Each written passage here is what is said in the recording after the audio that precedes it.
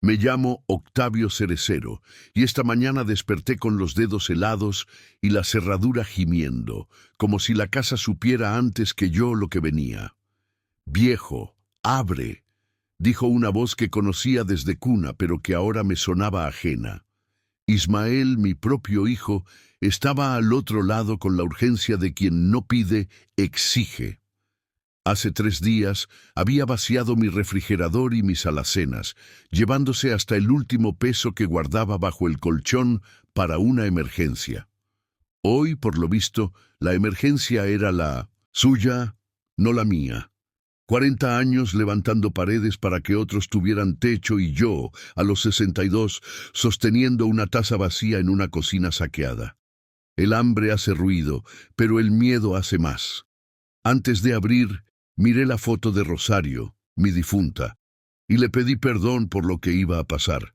«Solo 1 minuto», dije atrancando la puerta con el pie. Por la ventana, el patio parecía más pequeño. La pobreza encoge los lugares. Ismael golpeó otra vez, más fuerte. «Vengo por lo que me toca». Asentí sin voz. En nuestro barrio, la vergüenza se acostumbra a entrar sin permiso. Ismael cruzó la puerta como un inspector, no como un hijo. Miró la mesa, las repisas, el frasco de café barato que rellené con migas. «¿Eso desayunas?», preguntó con una sonrisa torcida. «Lo que quedó», respondí, intentando que la voz no me temblara. Tadeo, mi nieto, apareció detrás de él con la mochila, ojos grandes, ganas de abrazo. «Abuelo, hoy me quedo contigo», dijo, y por un momento la casa volvió a ser casa. «Luego vemos», interrumpió Ismael clavándome la mirada. «Primero el dinero». Recordé el depósito de la pensión de ayer. Poco, pero mío. Se lo había entregado casi todo la semana pasada, según él, para tapar deudas. Deudas que nunca terminaban. Me negué. No por valentía, por hambre. «Necesito comer, hijo». Él rió seco. «Los viejos comen poco». La frase me atravesó como clavo mal puesto. Tadeo miró al piso. «Ve al patio, campeón», dijo Ismael con voz dulce de mentira. Cuando el niño salió, la sonrisa se deshizo. Un golpe en la mesa, la taza al suelo hecha trizas. «Vamos al banco, sacas todo». Pensé en Rosario y en la dignidad.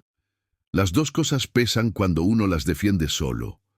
El banco olía a aire acondicionado y papeles de otros. Cada número en la pantalla me parecía una sentencia. Ismael me apretaba el brazo como para que no flotara, como si mi cuerpo pudiera escapar, aunque mi vida no. La cajera era joven, de esas que miran a los viejos con una mezcla de respeto y prisa. «¿Todo el saldo?», preguntó sin levantar la voz.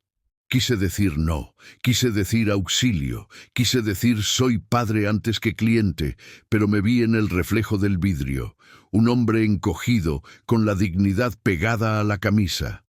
«Todo», susurré. El dinero pasó a un sobre como pasa la lluvia a una zanja. Sin vuelta atrás, Ismael me arrebató el sobre con la naturalidad de quien recoge lo propio. En el camino de regreso me habló de un negocio que cambiaría nuestras vidas. Ya las había cambiado. Yo estaba vacío y él lleno de promesas que no compran tortillas. Tadeo nos esperaba junto a la puerta, sonrisa de sábado en martes. «Nos quedamos, papá». «Otro día», dijo Ismael peinándole el cabello. Yo asentí, tragando las palabras como se traga saliva cuando no hay agua. La casa, otra vez, quedó en silencio de abandono. Esa noche, el hambre conversó conmigo. Hablamos del precio del maíz, de las manos cansadas, de la costumbre de remar contracorriente. «No voy a morirme callado», le prometí a Rosario en la foto. Al amanecer, crucé al número 12. Itzel Montemayor, mi vecina, de esas mujeres que sostienen el barrio cuando el barrio se quiere caer. Me abrió con un «¿Qué te pasó, Octavio?», que ya era abrazo. Le conté todo, las visitas de Ismael, los retiros, el refrigerador vacío como una promesa rota. Itzel escuchó con la paciencia de quien entiende que la vergüenza pesa más que los años. «Eso tiene nombre», dijo, apoyando la taza frente a mí. «Abuso contra personas mayores, y es delito». La palabra delito se me quedó atascada en la lengua. «Es mi hijo», quise decir. «Ser tu hijo no lo autoriza a dejarte sin comer», remató. Entonces escuchamos sirenas en la esquina. Salimos y vimos a don Evaristo sentado, cabeza entre manos, mientras un policía tomaba notas distraído. «Vinieron del banco», decían, lloraba, «y me robaron». No era casualidad. Olía a cacería. Dejé la vista en la patrulla y supe que no era el único viejo en la lista. Al día siguiente, la policía tocó mi puerta antes de que el sol se acomodara. Teniente Gael Quirós, así se presentó, traje gastado, mirada de quien ya vio demasiado. «Vengo por lo de Evaristo, y porque lo vi ayer. Usted también es víctima, ¿no?», le conté. No por valentía, por cansancio. Le hablé de la pensión, del sobre, del banco, de la amenaza. «Necesitamos pruebas», dijo dejando su tarjeta. La palabra pruebas me sonó a juicio que nunca pedí. Entonces Tadeo llegó con su mochila y un secreto. «Abuelo, traje algo». Sacó un celular viejo, oculto como un tesoro. «Tengo grabaciones de papá hablando de tu dinero». Quirós lo miró con respeto que no infantiliza. «Esto ayuda», murmuró. Yo miré a mi nieto y vi a Rosario en su claridad. Se me partió el alma entre orgullo y tristeza. En ese momento, la cerradura volvió a cantar. Ismael entró sin tocar. Vio al teniente, endureció la mandíbula. «¿Qué hace aquí?» «Quirós, tranquilo. Visitas comunitarias». Tadeo apretó mi mano. Ismael tragó veneno y lo guardó para luego. Cuando se fueron, el teniente me susurró: «No lo confronte, llámeme si sube el tono». Subió esa misma noche. La madrugada huele distinto cuando alguien decide romper lo poco que queda en pie. Ismael llegó tambaleando, ojos rojos, voz pastosa, ira sin destino. No pidió dinero, pidió las escrituras, la casa, mi casa, la que levanté ladrillo a ladrillo para que Tadeo tuviera un lugar digno cuando yo faltara. «Las necesito», dijo, abriendo cajones como si fueran suyos. «No es asunto tuyo», añadí, y entendí tarde la estupidez de mi respuesta. Me empujó contra la pared. Sentí el cemento que yo mismo había alisado morderme la espalda. «Tengo deudas grandes», escupió. «Tu pensión no alcanza». No le dije la verdad. Mentí. «Están en la caja del banco». Me soltó con desprecio y dejó un agujero en el yeso con un golpe, como firma de propietario. «Mañana vamos por ellas», advirtió. Cuando se fue, temblé hasta que pude arrastrarme al escondite real, bajo la tabla suelta del dormitorio, donde duermen los miedos que no se confiesan. Saqué las escrituras y la metí en la chamarra. Llamé al teniente. «Viene subiendo», dijo él. «Voy con Alondra del DIF. Hoy mismo pedimos orden de protección. Y por Tadeo, custodia temporal». Asentí en silencio. La guerra había empezado. Firmamos papeles que nunca imaginé firmar. Presenté denuncias con manos que prefieren martillos, no plumas.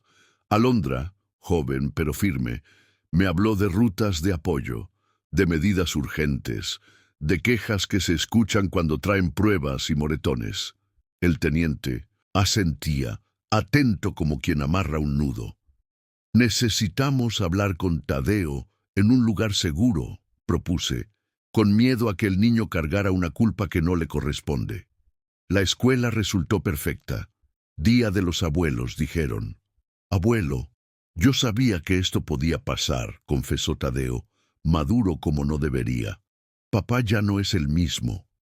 Le prometí lo único honesto, verdad y cuidado. Me habló de una maleta escondida en casa de Ismael, bolsitas con polvos, pastillas de colores, dinero en efectivo. y una pistola. El teniente apretó los labios. Deudas con gente peligrosa. No es solo abuso económico, es riesgo mortal. El juez confirmó la orden de protección y la custodia temporal conmigo. Salimos con la sensación rara de ganar una batalla sin celebrar. En el parabrisas, una nota. La letra de Ismael, suplicando verme solo en el Parque de los Ahuehuetes a las 6 de la tarde. Puede ser trampa, dijo Quirós. O puede ser un hijo pidiendo auxilio, respondí. Aceptamos con estrategia. Micrófono, oculto bajo la camisa, agentes encubiertos a distancia, instrucciones claras, no correr, no discutir, no heroísmos. Tadeo me abrazó fuerte antes de salir. Promete volver. Vuelvo, le dije, y quise creerme. El parque respiraba agua y piedra, la fuente grande parecía mirar. Ismael llegó tarde, hinchado, ropa sucia, miedo en la mirada como un animal cazado. Papá, lo siento, dijo sin teatro. No vi al depredador de ayer, vi al niño que lloró el primer día de escuela. Me habló de cargamentos perdidos, de deudas que crecen como moho, de amenazas contra la familia. Por eso tu pensión, por eso la casa, confesó. Le ofrecí la mano que él no merecía, pero necesitaba. Entrégate. El teniente puede ayudarte. Se puso de pie como resorte. ¿Lo trajiste? De lejos, para cuidarte, expliqué. Miró alrededor, pánico de presa. Es tarde, susurró. Para mí, quizá. Para Tadeo, no. Iba a sentir cuando dos sombras cortaron el sendero. Los mismos hombres de la noche anterior. Tenemos compañía, murmuré para el auricular. Ismael me agarró del brazo. ¡Corre!, ordenó, y obedecí lo imposible. Correr con 62 años y una vida entera encima. Los pasos detrás crecían, el aire se me volvía vidrio. Ismael me desvió hacia una arboleda densa, un cobertizo de mantenimiento como escondite prestado. Adentro olía a tierra y herramientas viejas. Nos agachamos tras unas cajas. ¿Nos vieron entrar? No lo sé, dijo apretando la mandíbula. Afuera, voces. No pueden haber ido lejos. El viejo no corre. La manija giró. Ismael me cubrió con el cuerpo, gesto que reconocí de cuando defendía su torre de arena en la playa de Huatulco. La puerta se abrió. Pistola. Se acabó, Cerecero. Déjenlo a él, pidió mi hijo, con una dignidad que no recordaba. Tu padre viene también. El cañón me apuntó a la frente. Cerré los ojos y pensé en la taza rota. El disparo no llegó. Sonó un forcejeo, un grito. «¡Corre, papá!». No corrí. La culpa pesa más que el miedo. Afuera, la voz del teniente reventó el aire. «¡Policía! ¡Al suelo!». El segundo hombre apuntó a Ismael. Yo me lancé, torpe, para empujarlo. El fuego me mordió el hombro. Caí, viendo a mi hijo gritar mi nombre como cuando niño se raspaba la rodilla. Después, oscuridad y sirenas, un consuelo frío. Desperté a olor de hospital, desinfectante y esperanza rala.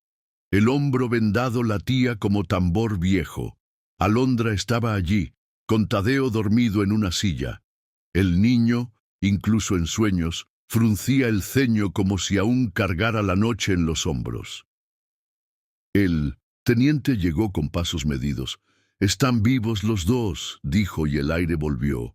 Detuvimos a uno. El otro huyó herido. Ismael se entregó. Me quedé mirando el techo, agradeciendo en silencio lo imposible. «Enfrentará cargos», continuó, pero habló.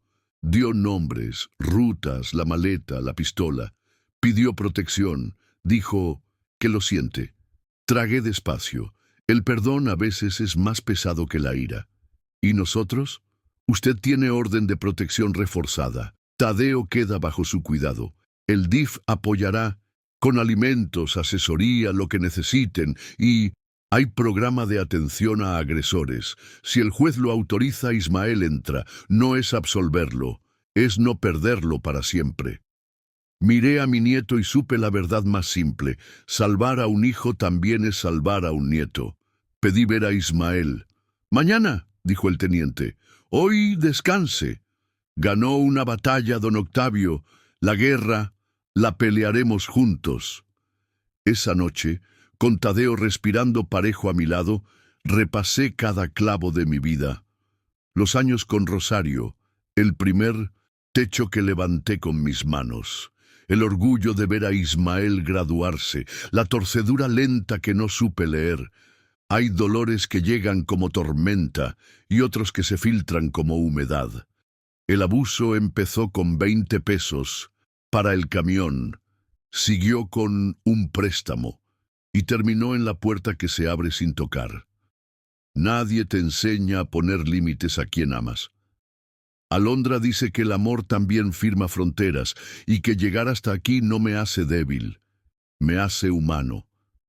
Pensé en Itzel, en su frase que me puso nombre, abuso.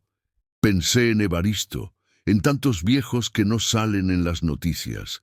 Me prometí hablar, romper el silencio que nos vuelve invisibles. Miré a Tadeo. En él también dormía Rosario. «Mañana veremos a tu padre», le susurré sin despertarlo. No para disculpar lo que hizo, para empezar otra cosa. El hombro dolió menos. Tal vez porque por primera vez en meses no tenía miedo de volver a casa. Ismael entró a la sala de entrevistas con pasos cortos, sin reloj caro, sin máscara. Traía los ojos de antes, los que pedían perdón con silencios. Nos miramos largo. No hablé primero. «Papá», dijo por fin, «no merezco que estés aquí». «Estás», respondí. «Mereces decidir qué haces con eso». Me contó lo que la vergüenza no lo dejaba decir. Cómo empezó con un favor a un amigo, cómo la deuda creció con intereses de plomo, cómo usarme le pareció menos terrible que enfrentar a quienes lo apretaban. «Te odié por eso», admití. «Y aún así, soy tu padre». Se quebró. Lloró como a los 12, cuando cayó del árbol del patio. Lo dejé llorar. «Voy a hacer el programa», dijo. «Voy a reparar lo que pueda. Si el juez me deja, trabajaré para pagarte, para pagarle a Tadeo el daño». No dije que el dinero ya no era el centro. Le hablé de límites, de visitas supervisadas, de que la confianza no regresa con promesas, sino con pasos. Asintió. Antes de salir, me pidió una cosa. «Dile a Tadeo que lo amo». «Se lo dirás tú», respondí. Afuera, el día era claro como un inicio honesto. Cuando regresé a casa después de verlo en el centro de detención, la soledad me golpeó como un ladrillazo. El eco de mis pasos sobre el piso de cemento era más fuerte que mi respiración. Me serví un café aguado y me senté frente a la ventana. Afuera, el barrio seguía su rutina.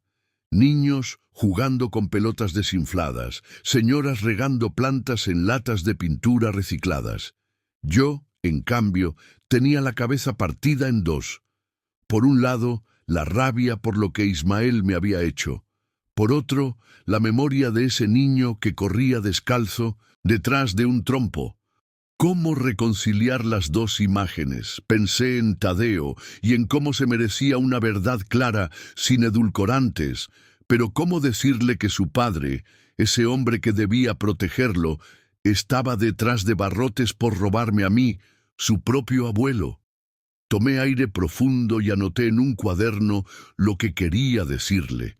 No improvisar, no llorar frente a él. Tenía que mostrarle que la verdad duele, pero también construye. Tal vez ese cuaderno se convertiría en su herencia más valiosa, la memoria, escrita de un abuelo que no se dejó caer del todo. A la mañana siguiente, Tadeo llegó con su mochila y un brillo extraño en los ojos. Traía un cuaderno lleno de dibujos, casas de colores, árboles grandes, personas sonriendo. «Es mi tarea de artes, abuelo. Teníamos que dibujar cómo imaginamos nuestro futuro». Me mostró la hoja donde estábamos, él y yo, parados frente a una casa sencilla pero firme, con un letrero que decía «Hogar». Sentí que el aire se me cortaba. «¿Y tu papá?», pregunté con voz baja. Está lejos trabajando para mejorar, respondió con inocencia dolorosa. No supe si había inventado esa historia para protegerse o si realmente lo creía. Lo abracé fuerte. Algún día tu papá volverá distinto, le dije, y mis palabras fueron promesa y deseo al mismo tiempo. Tadeo me miró serio. Mientras tanto, tú eres suficiente, abuelo. Esa frase me sostuvo mejor que cualquier pilar de concreto. Guardé su dibujo en mi cuaderno entre mis notas. Era el recordatorio de que aunque la vida me hubiera quitado comida, dinero y fuerzas, todavía me quedaba lo esencial, el amor de ese niño que veía en mí algo más que un viejo derrotado.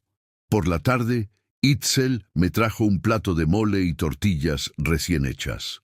Octavio, necesita recuperar fuerzas, dijo, colocándolo en la mesa como si fuera altar. El olor me devolvió a Rosario, que cocinaba igual cada día de muertos. Mientras comía, le conté de la visita a Ismael. Ella escuchó sin interrumpir, moviendo la cabeza despacio. Hay heridas, que solo el tiempo cicatriza, concluyó, pero no por eso hay que dejar de ponerles medicina. Su frase me quedó grabada. Medicina, pensé, no solo para mí, también para Ismael. Si él aceptaba el programa del DIF, tal vez había una puerta abierta. No era absolverlo, era darle la oportunidad de ser otra vez padre, aunque tardara años. Cuando terminé de comer, Itzel recogió los platos y me miró fijo. Prométeme que no te encerrarás en tu dolor. Tu nieto necesita verte fuerte. Asentí, aunque por dentro me sentía más frágil que nunca. Esa noche, mientras acomodaba los platos limpios, supe que tenía razón. Mi lucha ya no era solo mía, era también de Tadeo, que merecía crecer viendo que hasta en la peor tormenta su abuelo seguía de pie. Unos días después recibí una llamada inesperada del teniente Quirós. Don Octavio, tenemos noticias. El juez aceptó que Ismael entre al programa de rehabilitación y lo mantendrán bajo vigilancia. No es libertad, pero tampoco cárcel. Es una segunda oportunidad. Me quedé en silencio largo rato. ¿Y si vuelve a fallar?, pregunté. Todos podemos fallar, respondió con calma. Lo importante es que ahora tiene ojos encima y un motivo para cambiar. Colgué y miré a Tadeo, que jugaba en el patio con un balón casi sin aire. ¿Motivo para cambiar? Ese motivo estaba frente a mí, riendo con cada patada. Decidí no decirle nada aún. Quería esperar a que hubiera avances reales antes de ilusionarlo, pero dentro de mí encendí una vela, una luz tenue, apenas visible, pero suficiente para no quedarme a oscuras. Esa noche soñé con Rosario. Me sonreía desde la puerta, con un delantal manchado de harina. No lo sueltes, Octavio, decía, ni al hijo, ni al nieto. Desperté con lágrimas secas en las mejillas. A veces los sueños traen las respuestas que uno no encuentra despierto. El domingo, Tadeo y yo fuimos al mercado de Oaxaca. Caminamos entre puestos de frutas, voces de vendedores y olor a pan de yema recién horneado. Compramos naranjas, jitomates y un pollo pequeño. Hoy cocinamos juntos, le propuse. Sus ojos brillaron. De regreso, en la cocina, le enseñé a cortar cebolla sin llorar y a revolver los frijoles con calma. ¿Esto es difícil, abuelo? Nada es difícil si lo haces con paciencia, respondí. Mientras cocinábamos, me contó que en la escuela hablaron de héroes. Algunos niños dijeron Superman, otros futbolistas famosos. Yo dije que mi héroe eres tú. Sentí que la garganta se me cerraba. ¿Y por qué, chamaco? Porque, aunque mi papá te quitó la comida y el dinero, tú no te rendiste, sigues aquí. Sus palabras me dieron la certeza de que estaba haciendo lo correcto. No podía cambiar el pasado de Ismael, pero sí podía construir un presente digno para Tadeo. Servimos la comida en la mesa y brindamos con agua fresca de limón. Ese almuerzo sencillo fue banquete. En cada bocado comprendí que resistir también es una forma de enseñar. Al terminar de comer, Tadeo se quedó dibujando en el patio mientras yo limpiaba la mesa. De pronto escuché que tarareaba una canción que Rosario le cantaba a Ismael cuando niño. Se me apretó el corazón. Fui a verlo y le pregunté dónde la había oído. «Papá me la cantó una vez, cuando estaba de buen humor», dijo sin levantar la vista. Ese detalle me sacudió. Incluso en medio de todo, Ismael había dejado un recuerdo dulce en su hijo. Comprendí que para Tadeo, su padre no era solo el hombre que me despojaba, sino también el que alguna vez lo abrazó. Me senté junto a él y lo animé a seguir cantando. Su voz infantil llenó el aire como si la casa hubiera recuperado un pedazo de alegría perdida. Cuando terminó, me abrazó fuerte. «Abuelo, ¿crees que papá pueda cambiar de verdad?». Me quedé callado unos segundos antes de responder. «Todos podemos cambiar, chamaco, pero necesitamos ayuda y ganas. Tu papá ahora tiene ambas». Tadeo asintió, como si guardara mis palabras en el mismo cuaderno donde colecciona dibujos.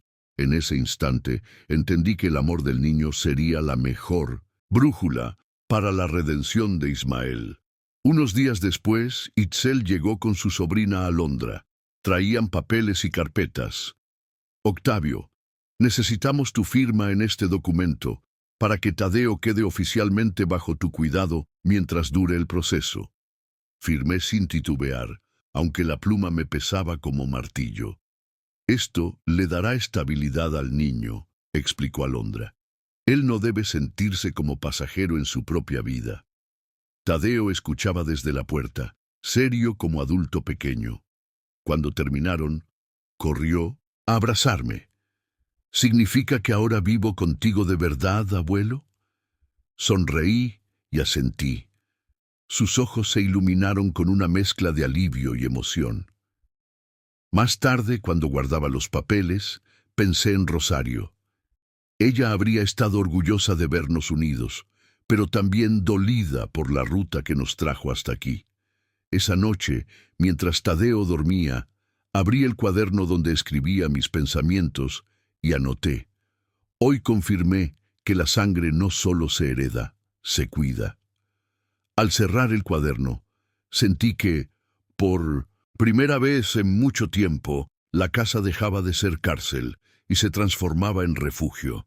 Aunque las paredes seguían viejas y las grietas visibles, había algo nuevo. Esperanza caminando en zapatos pequeños. El lunes, el teniente Quirós vino a visitarnos. Traía un sobre con fotografías y un informe. «Ismael está colaborando», dijo mientras extendía las imágenes.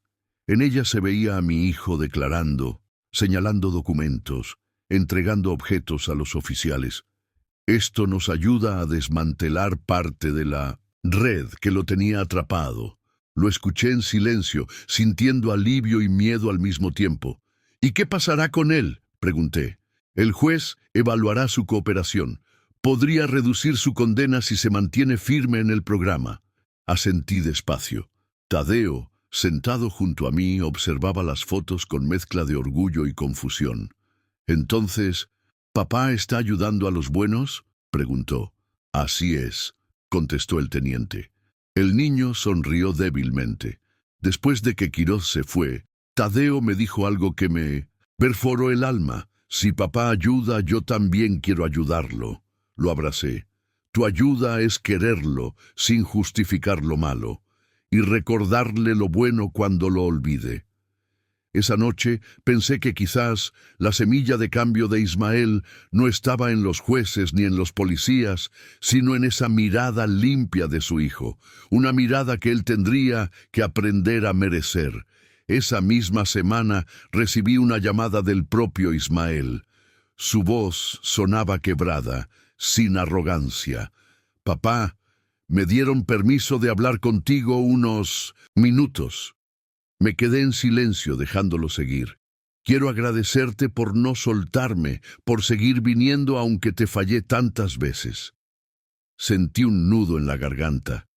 Ismael, lo que hiciste me dolió como nada antes, pero eres mi hijo, y Tadeo necesita que te levantes. Él lloró al otro lado de la línea. Dile que lo amo. Dile que todo lo que hago ahora es por él. Se lo dirás tú, respondí con firmeza. Colgamos, y me quedé mirando el teléfono como si aún guardara su voz. Tadeo entró en ese momento. ¿Era papá?, preguntó. Asentí. Está arrepentido, chamaco. Quiere que sepas que te ama. Los ojos del niño brillaron, y por primera vez en semanas lo vi sonreír sin sombra de tristeza. Guardé esa sonrisa en el corazón como prueba de que todavía había camino. Esa noche, mientras escribía en mi cuaderno, pensé, el perdón no borra el pasado, pero puede abrir puertas donde antes había muros. Y me prometí seguir sosteniendo esa puerta abierta. El fin de semana, Tadeo y yo salimos a caminar por el río. El agua reflejaba un cielo limpio, como si quisiera recordarnos que siempre hay renacimientos. Abuelo, dijo Tadeo mientras lanzaba piedras pequeñas al agua, ¿tú también tuviste miedo de tu papá alguna vez? La pregunta me descolocó. Recordé a mi padre, duro y exigente, pero jamás cruel. Sí, tuve miedo, respondí, pero era otro tipo de miedo.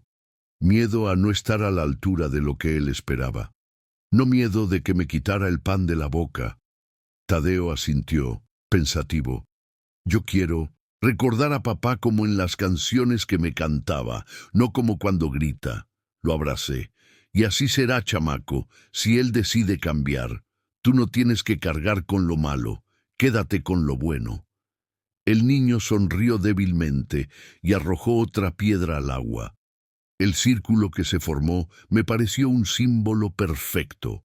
Ondas que se expanden, tocando todo alrededor, aunque nazcan de algo tan pequeño. Entendí que cada palabra, cada gesto de cuidado, podía ser esa piedra en el agua. Una chispa que, con suerte, alcanzaría también a Ismael. Al volver del río, encontramos a Itzel esperándonos en la puerta.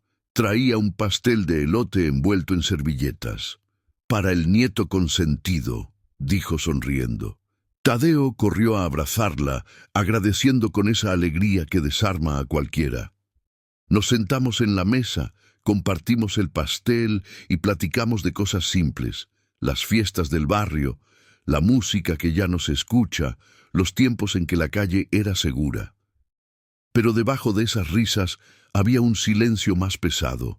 Todos sabíamos que la sombra de Ismael seguía ahí, aunque ahora se hablara de rehabilitación y segundas oportunidades. Cuando Tadeo salió al patio, Itzel me miró seria. Octavio, no te confíes. El cambio toma tiempo y no siempre es lineal. Asentí, entendiendo que mi esperanza debía caminar junto con la precaución. Lo sé, vecina, pero si no creo en su cambio, ¿cómo pedirle a Tadeo que lo haga? Ella suspiró.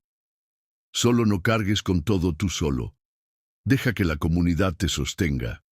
Sus palabras me dieron alivio. A veces uno cree que ser fuerte es resistir solo, pero la verdad es que la fuerza también está en aceptar ayuda. Esa noche, mientras guardaba los platos, sentí que no estábamos tan solos como creía. Unos días más tarde, Alondra vino a visitarnos con novedades legales. Don Octavio, el juez fijó una audiencia de seguimiento en 3 meses. Evaluarán si Ismael progresa en el programa o si deben endurecer medidas. Sentí un cosquilleo de nervios. 3 meses podían ser una eternidad o un suspiro. Y mientras tanto, pregunté, ustedes estarán bajo protección, pero la idea es que retomen cierta normalidad. Normalidad, pensé, una palabra que había olvidado su sabor. Esa tarde, llevé a Tadeo a la escuela como cualquier abuelo llevaría a su nieto. Al despedirlo en la puerta, me abrazó fuerte y dijo, «Prométeme que estarás aquí cuando salga». «Siempre, chamaco», respondí.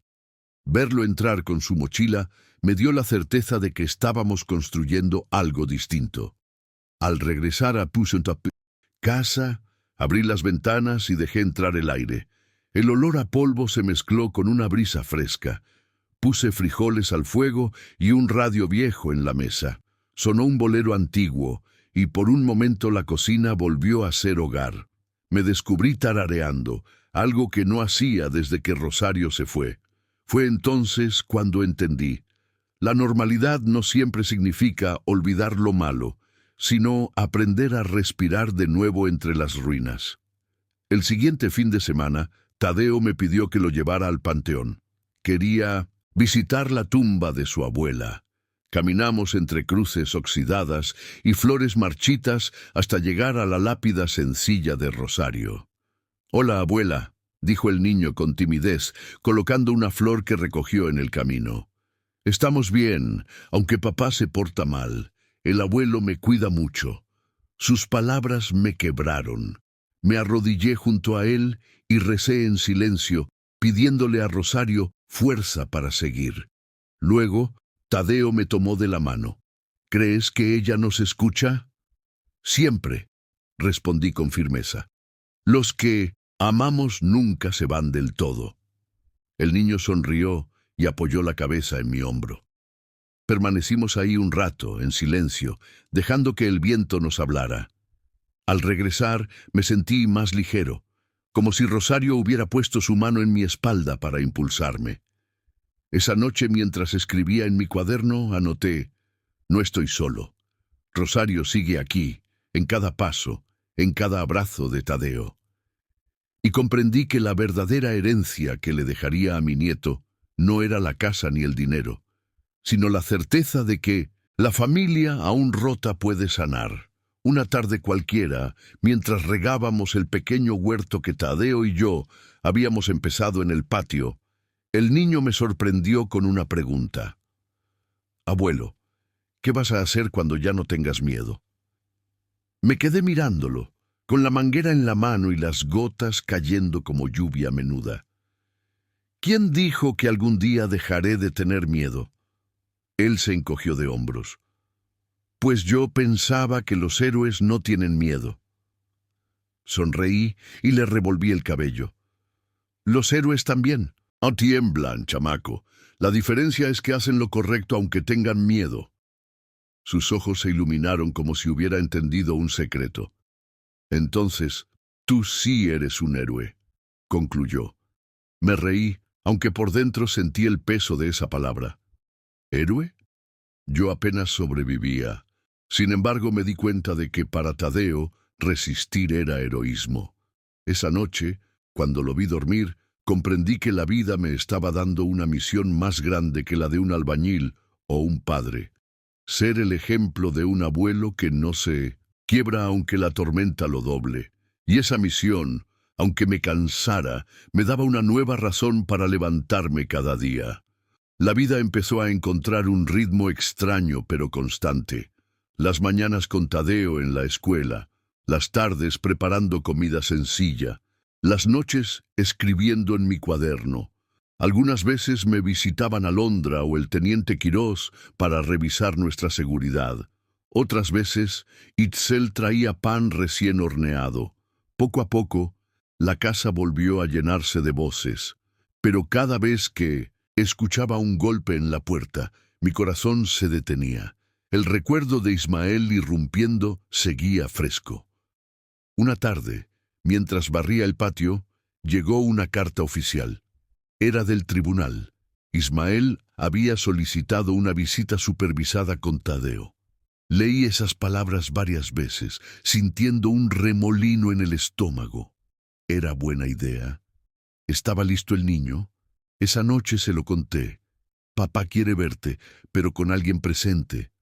Tadeo guardó silencio largo, mirando el suelo. Finalmente dijo: «Quiero verlo, abuelo. Quiero saber si de verdad está cambiando». Lo abracé, sabiendo que el camino sería difícil, pero necesario. Anoté en mi cuaderno: «Las segundas oportunidades también duelen, pero negar la posibilidad sería como cerrar la puerta a la esperanza. Y yo ya no quería vivir con las puertas cerradas. El día de la visita supervisada llegó con un peso en el pecho que ni el café pudo disolver. Alondra nos acompañó hasta el centro comunitario donde se realizaría el encuentro. Una sala sencilla, con sillas plásticas y un reloj que parecía moverse más lento que de costumbre.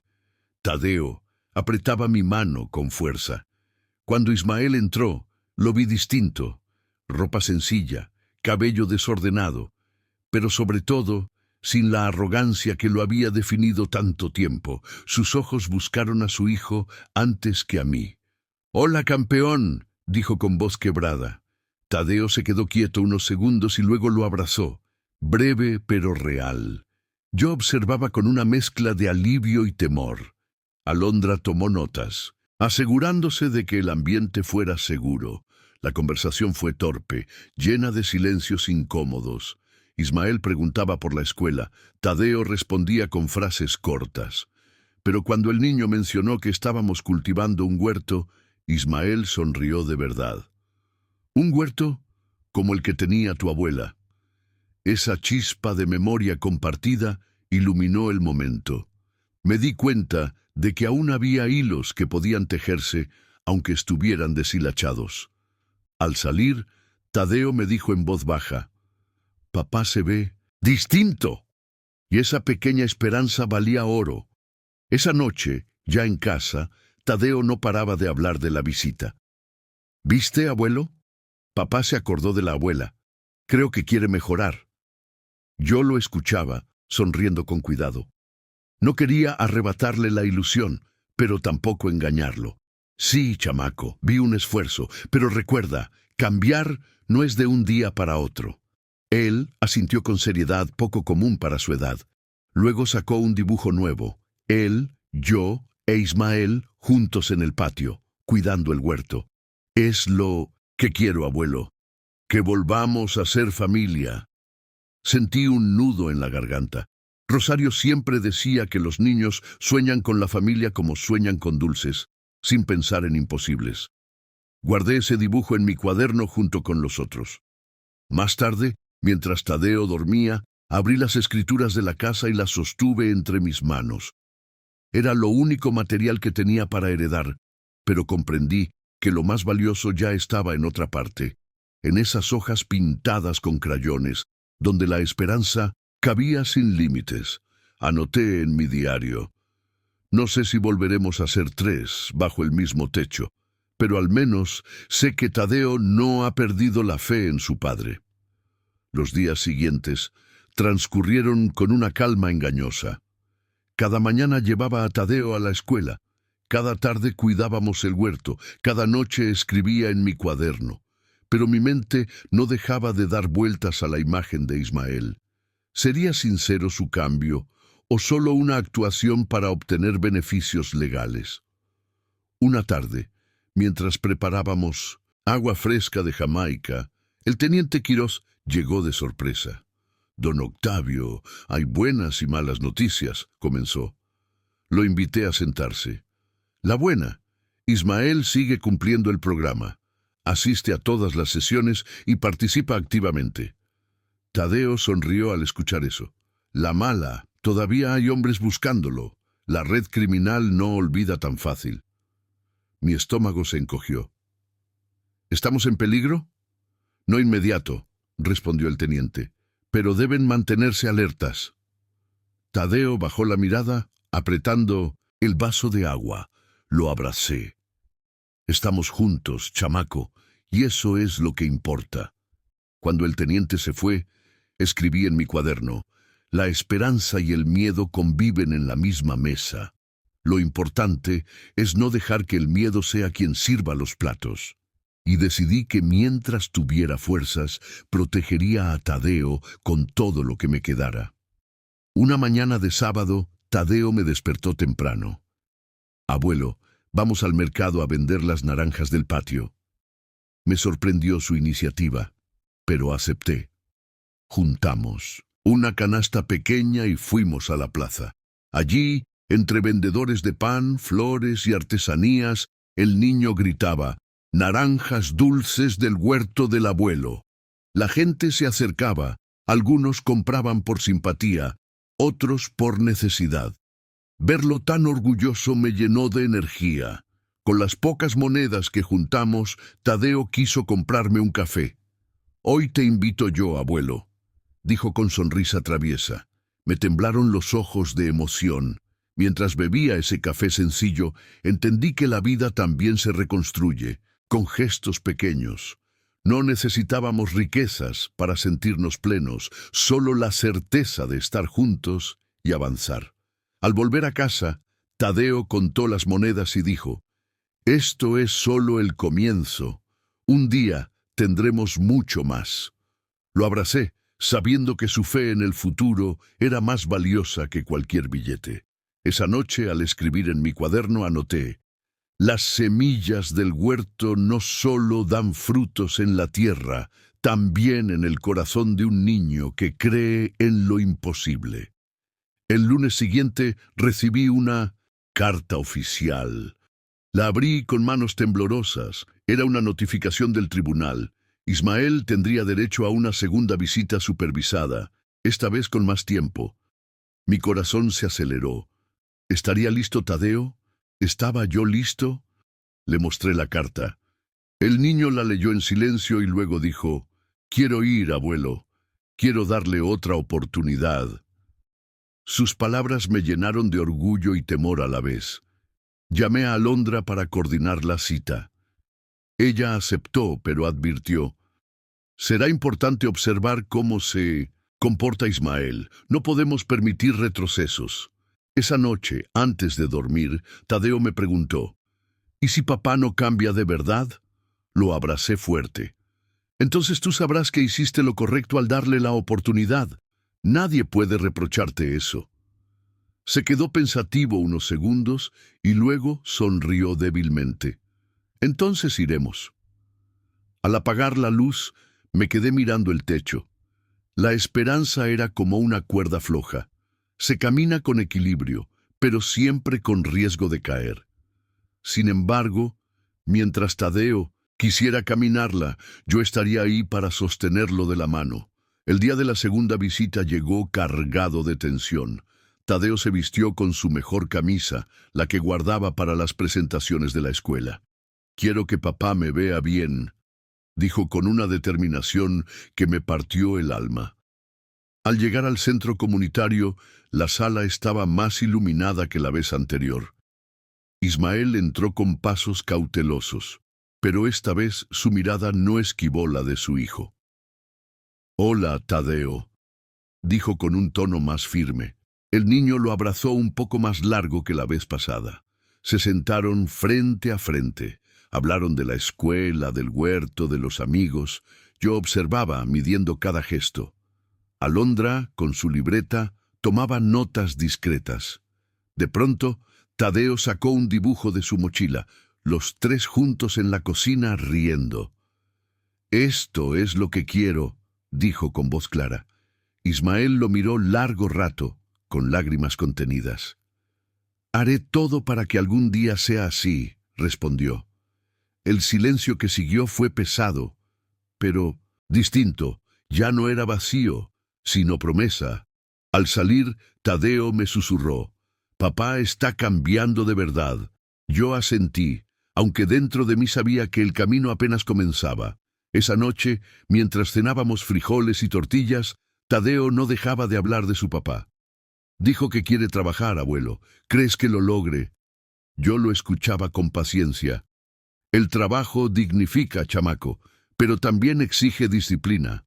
Tu papá tendrá que demostrar con hechos lo que ahora dice con palabras». El niño bajó la mirada, reflexionando. «Yo quiero creer en él». «Y eso está bien», respondí. «Creer no significa cerrar los ojos, significa darle una oportunidad». Después de cenar, sacó otro dibujo, esta vez de él y su papá plantando semillas. «Las semillas tardan en crecer, ¿verdad?», preguntó. «Sí, tardan», contesté, «pero si se cuidan con agua y sol, un día florecen». «Entonces, yo voy a ser el agua Y tú el sol, dijo riendo. Sus palabras me llenaron de ternura. Esa noche, mientras escribía en mi cuaderno, anoté: la fe de un niño es como semilla. Si la proteges, resiste cualquier tormenta. Y entendí que mi tarea era regar esa fe, aunque el mundo alrededor se negara a florecer. Días después, Quirós vino a la casa con noticias. Ismael pidió trabajar en una cuadrilla de construcción como parte de su rehabilitación. Dice que quiere volver a los orígenes. Me sorprendí. La construcción había sido mi vida, y ahora mi hijo buscaba en ella una salida. ¿Y crees que lo logré?, pregunté. El teniente se encogió de hombros. Eso depende de él, pero es un paso. Cuando se fue, me quedé pensando en lo irónico. Yo levanté casas para otros. Ismael ahora intentaba levantar la suya propia, aunque fuera simbólicamente. Esa noche le conté a Tadeo. Sus ojos brillaron. ¿Papá será albañil como tú? Tal vez, chamaco, y eso no lo hace menos digno. Al contrario. El niño sonrió. Entonces será como un héroe también, porque construirá cosas. Me quedé mirándolo, pensando que en su inocencia había una verdad profunda.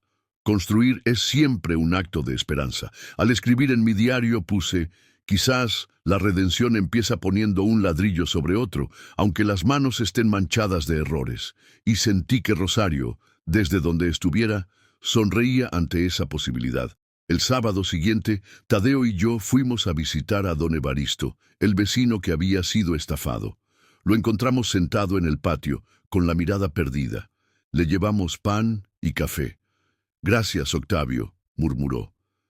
Desde aquel día no vuelvo a confiar en nadie. Me senté junto a él y le dije: no podemos dejar que el miedo nos encierre. Si cerramos todas las puertas, también cerramos la entrada a la esperanza. Tadeo escuchaba en silencio, como si absorbiera cada palabra.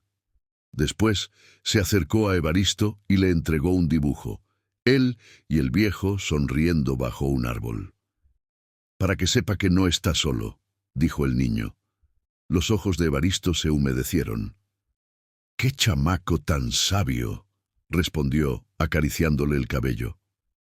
Al regresar a en casa, comprendí que Tadeo no solo estaba aprendiendo de mí, también estaba enseñando.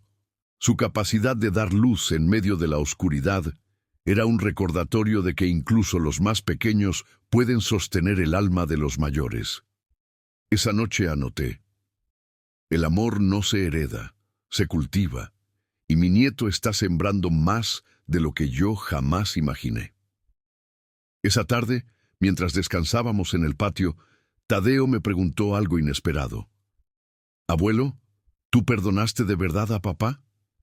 Me quedé callado, mirando el cielo. El perdón no es un camino recto, chamaco. Hay días en que siento que sí, otros en que la rabia vuelve, pero lo intento cada día. Tadeo frunció el ceño. Yo creo que si él cambia, debemos perdonarlo. Y tienes razón, respondí. Pero recuerda, perdonar no es olvidar, es decidir no cargar siempre con la herida.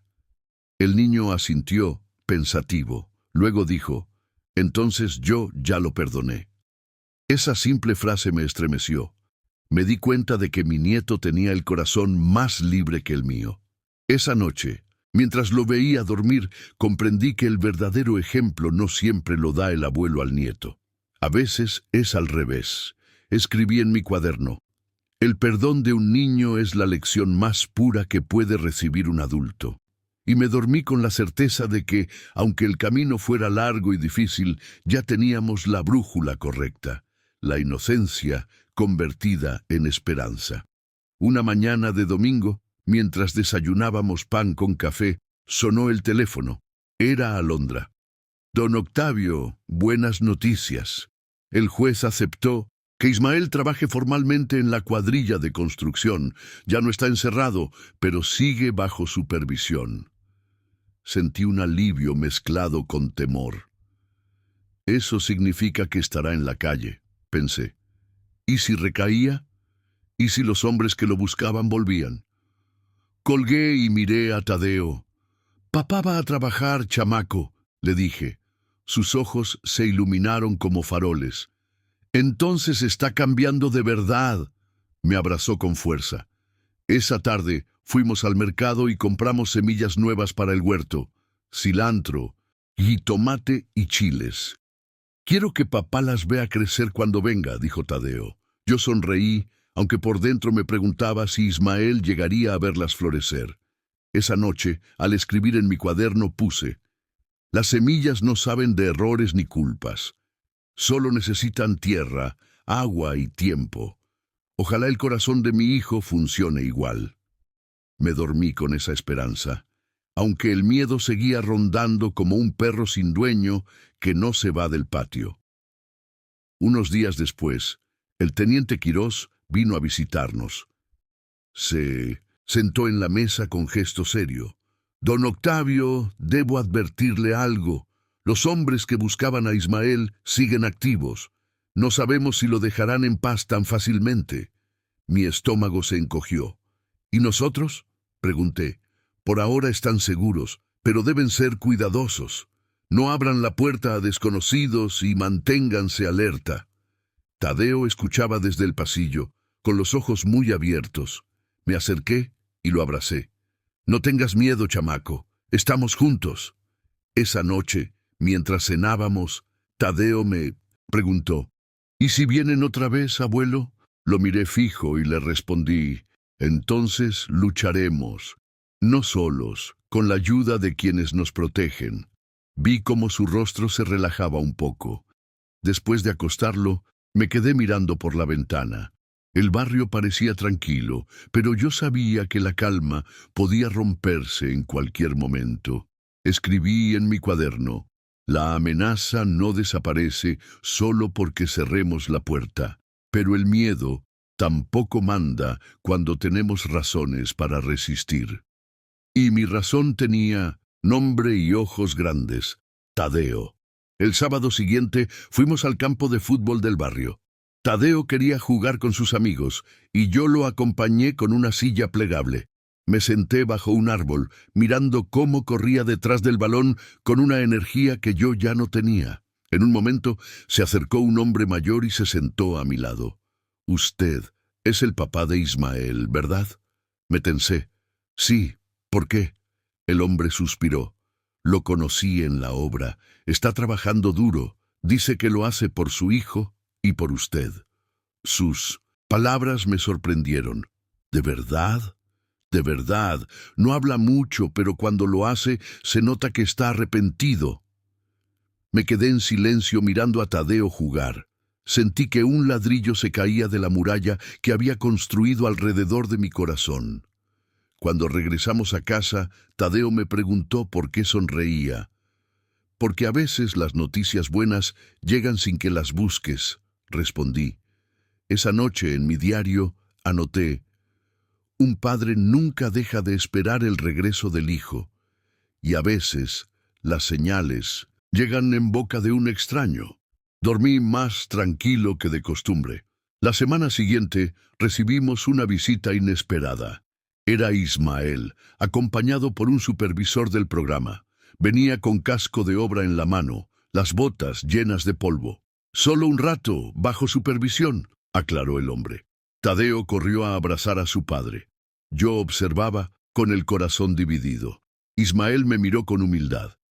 «Papá, estoy trabajando. No es mucho, pero es honesto». Lo invité a pasar. Nos sentamos en la mesa y Tadeo no paraba de hablarle del huerto, de la escuela, de los dibujos. Ismael escuchaba con atención, como si cada palabra fuera un regalo. Cuando se levantó para irse, me dijo: «Gracias por cuidar de mi hijo, y gracias por no darme la espalda del todo». No supe qué responder, solo asentí. Al cerrar la puerta, Tadeo me abrazó. «¿Viste, abuelo? Está cambiando». Yo lo miré y pensé que tal vez tenía razón. Esa noche escribí: «El perdón no se otorga en un día. Se construye como una casa, ladrillo a ladrillo, con paciencia y esfuerzo. Hoy pusimos otro ladrillo». y me dormí con una paz que hacía mucho no sentía. Con el paso de las semanas, la rutina se volvió más estable. Tadeo iba a la escuela, cuidábamos el huerto y a veces recibíamos noticias de Ismael a través del supervisor. Una tarde, mientras regábamos las plantas, Tadeo me dijo: «Abuelo, cuando papá termine su programa, ¿podrá volver a vivir con nosotros?». La pregunta me dejó mudo. Eso dependerá de muchas cosas, chamaco. De su esfuerzo, de su responsabilidad, de que demuestre que puede cuidar de sí mismo y de ti. El niño bajó la mirada. «Yo quiero que estemos todos juntos». Lo abracé. «Y yo también. Pero recuerda, un hogar no se mide solo por quien duerme bajo el mismo techo, sino por cuánto amor hay dentro». Él sonrió débilmente. Esa noche, mientras escribía en mi diario, anoté: «El sueño de un niño es volver a unir lo roto. Mi tarea es enseñarle que la unión verdadera no depende de paredes, sino de lazos que se cuidan».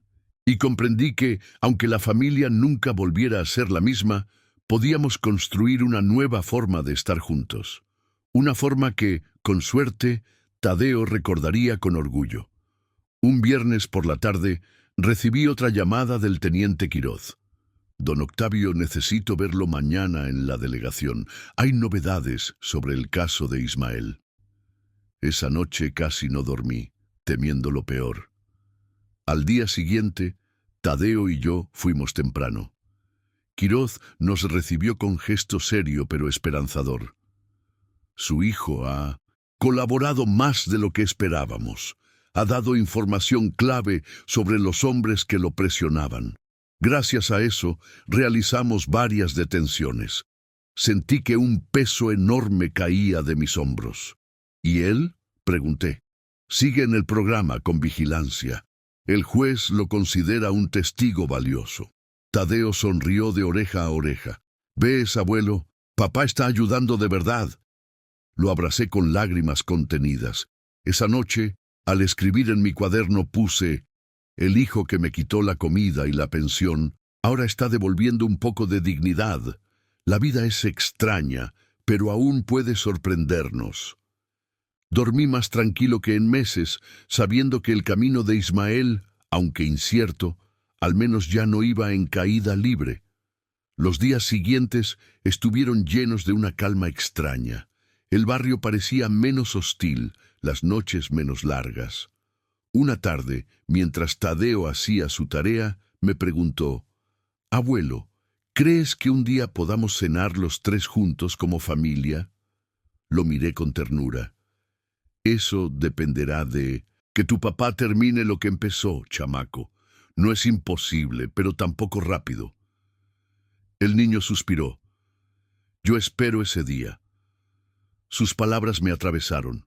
Esa noche me senté en la cocina con una vela encendida, recordando a Rosario. «Mujer, si pudieras vernos ahora», pensé. «Tu hijo intentando levantarse, tu nieto creyendo en lo imposible, y yo, viejo testarudo, escribiendo en un cuaderno para no olvidar». Sentí que, de algún modo, ella estaba presente, sosteniendo la cuerda floja por la que encaminábamos, y entendí que no se trataba solo de sobrevivir, sino de dar testimonio, dejarle a Tadeo la historia de un abuelo que no se rindió, aunque la traición viniera de su propia sangre. Un sábado decidí llevar a Tadeo al cine del barrio. Compramos palomitas y nos sentamos en las butacas gastadas. La película era simple, de héroes y villanos, pero lo vi reír a carcajadas, con esa risa limpia que tanto necesitaba escuchar. En un momento me tomó la mano y susurró: «Me gusta estar aquí, contigo, abuelo». Sentí que el corazón se me expandía. Al salir, nos encontramos con algunos vecinos que nos saludaron con cordialidad. «Octavio se ve más animado», dijeron. Yo sonreí, porque era cierto. Esa noche, mientras escribía en mi cuaderno, anoté: La felicidad no siempre llega en grandes gestos. A veces cabe en un paquete de palomitas y en una risa de niño. Pensé en Ismael y en lo que se estaba perdiendo. Me prometí que si algún día lograba volver a estar con nosotros, debía ganarse también esos momentos sencillos, los que de verdad dan sentido a la vida. Unos días después recibimos una carta oficial más. Esta vez anunciaba que Ismael podría solicitar visitas más frecuentes si continuaba con su progreso. Tadeo la leyó en voz alta, con una sonrisa radiante. ¿Lo ves, abuelo? Poco a poco. Yo asentí, aunque mi corazón se debatía entre esperanza y cautela. Alondra vino esa tarde para explicarnos los términos legales. Esto no significa libertad total, sino confianza, condicionada, aclaró. Me quedé pensando en esa frase, confianza condicionada. Así era también en mi interior. Yo quería creer en Ismael, pero mi confianza aún tenía candados. Esa noche, mientras Tadeo dormía, me quedé largo rato mirando su rostro tranquilo. Pensé en la promesa que le había hecho a Rosario, cuidar de él, cueste lo que cueste, y entendí que parte de ese cuidado era enseñarle a esperar, a no dar todo por sentado, pero tampoco a cerrar la puerta a la esperanza. En mi cuaderno escribí: la confianza no es un regalo, es un camino, y a veces el camino se recorre con pasos pequeños, pero firmes. El domingo por la mañana, mientras desayunábamos, Tadeo me sorprendió con una idea. Abuelo, cuando papá salga, podemos construir una mesa grande en el patio. Así comeremos todos juntos con la abuela en el corazón. Lo miré emocionado. Claro que sí, chamaco. Una mesa fuerte, que aguante todo. Esa imagen se quedó grabada en mi mente todo el día. Más tarde, salí al patio y observé el lugar donde podríamos ponerla. El huerto crecía lento pero seguro, y pensé que quizá esa mesa sería símbolo de lo que intentábamos reconstruir. No una familia perfecta, sino una familia posible. Esa noche, mientras escribía, puse: el futuro se construye con madera, clavos y fe.